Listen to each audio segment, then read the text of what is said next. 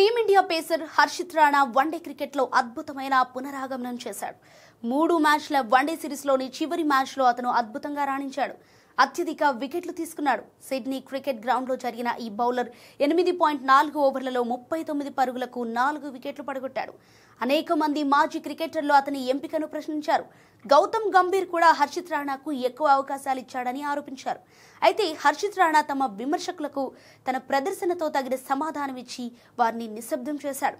గత సంవత్సరం తన అరంగేట్రం నుంచి తన ఆట ఎలా మెరుగుపడుతుందో బీసీసీఐకి ఇచ్చిన ఇంటర్వ్యూలో హర్షిత్ రాణా వివరించాడు.